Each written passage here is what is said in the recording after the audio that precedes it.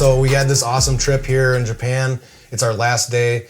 This trip was put on by John Purdue. He invited a lot of us and got this big group of guys together. I think we had a total of 10 or 11 people, give or take, depending on what day of the week. But most of us were together all this week, and not all of us knew each other. It was actually kind of a variety of different people from different areas. Some of us knew each other in little groups, but one of the people that we got to meet was Dustin Worles, who we got here, and he was previously with Techademics or did Techademics, and now he's doing MischiefTV. I have seen his stuff in the past, but just for everybody that doesn't know about him, I just wanted to kind of get a little bit of background on what he does and what he's done and what he's got moving forward. Thank you. Appreciate it. Nice to meet you guys. Yeah, this is a pretty crazy mix of people. We got thrown together, and it was almost like a TV show. It's like put you in a small-ass room in a small-ass hotel, and you guys are going on these little adventures throughout your vacation.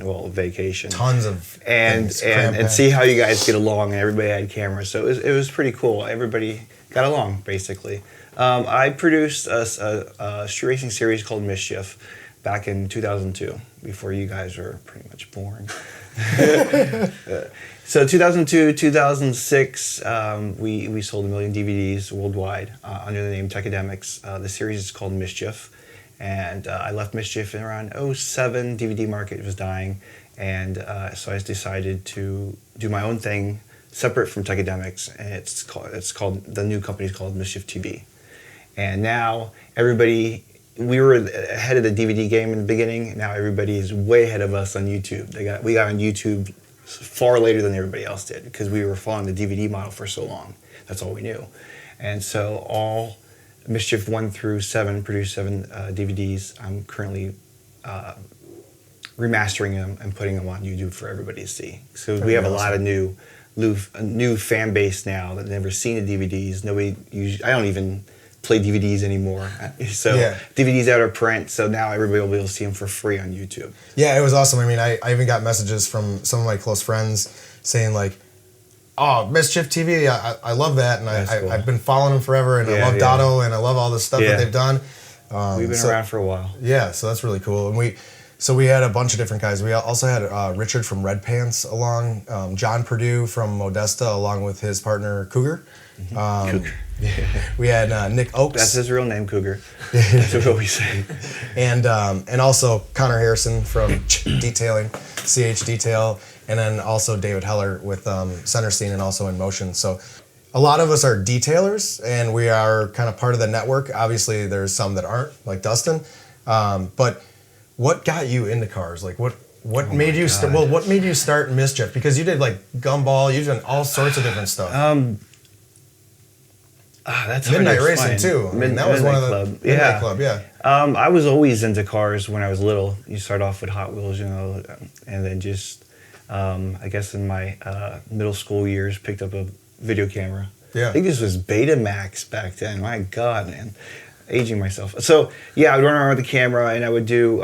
Actually, I think it was. I would get 2 VCRs, and I would record like all my favorite chase scenes in movies, and then I would have a cassette deck, and I would play my favorite songs and put mute on the TV, and that's how it was like Blues Brothers and all the Smokey and the Bandit and all those Cannonball Run movies, all those old movies. I'd edit just only the chase scenes, and then with my cassette deck I would play the music, and that's how it all got started. That's pretty cool. Man, that was like I don't even know what year that was, but that was definitely middle school. Yeah, and then you got more into the automotive industry, and you had a cool car that was featured on Midnight Club, right? Yeah. So in college, I got an internship with Autobuzz.com, and that was like one of the first online magazines to cover the import scene. Yeah. And because of that, I got sponsors for my car, my Mazda. It was like at 93 Mazda MX-6, painted yellow, got Air Booty body kit, gigantic body kit on it, and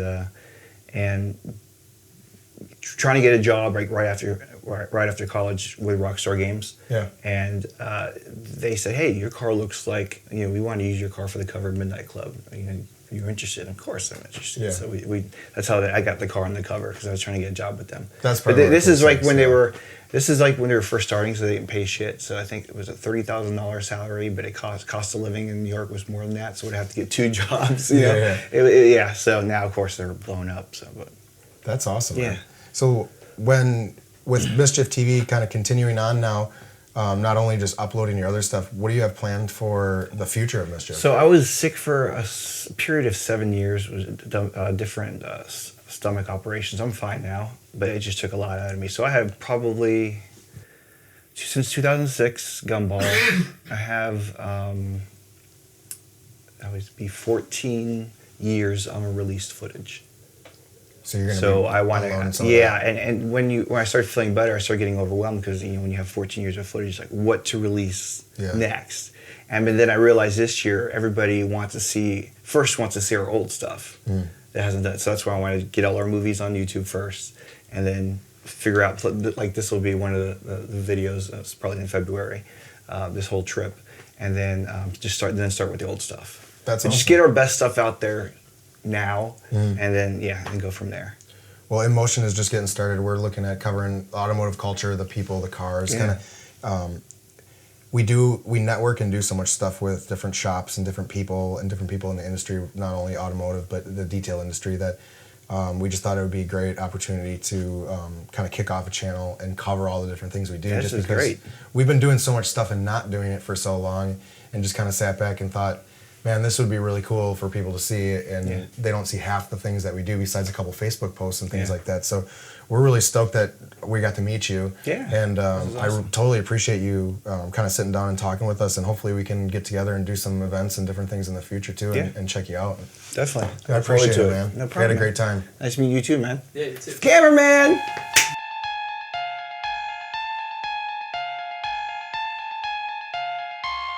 I mean, hopefully he's got the camera running, but that was probably one of the things I should have asked you about, is the VINwiki stuff and what you got going on with that too. I don't know if it was a one-time thing, if you're going to continue. No, to be I part of did that. 2 sittings, Cool. and tell about 5 stories each, 5 or 6 stories each. The best part about, is it still running? I think he's still running. I think it's still running, but if not, whatever. Yeah, okay. The audio is running for sure, so. Yeah. So for VINwiki, what's year? I'm like, what year is it? 2018. I was invited. Ed invited me over to his to his office and to do Mischief stories. Yeah. And lucky, I don't do interviews at all, because I just hate interviews. Yeah. After all these years, I did a interview with Dateline, NBC Dateline show about street racing, and this is 2003. It was terrible. I messed up interviews so much on purpose they couldn't use it, because the guy in a wheelchair was a reporter, and he met us at a car show down in Maryland, and everybody's gathered around, and his first question, I thought it was going to be a friendly interview. I wasn't prepared for. So you sell DVDs that people watch and kill themselves in street racing videos, and kill themselves in street racing crashes, and I couldn't answer any of that. I wasn't prepared for that. But luckily, they interviewed my business partner. He was better at deflecting those type of questions. So they didn't use any of my interview. Since then, I just because I know what we did was dangerous in the past, but we've been lucky nobody's gotten hurt over the years. So I wasn't really prepared to answer any of those type of and you weren't really promoting it. You were just recording it. You're just documenting I it. always pass the buck and say it was, Fast and Furious came out around the same time. So they're making the money off of it. Go blame them, not us. We're doing just documenting the real stuff. But so actually, as much as I've been in the automotive industry, I'm just not. I don't watch a lot of YouTube, to be honest with you. Mm-hmm. So there's a lot of people that everybody knows of. What?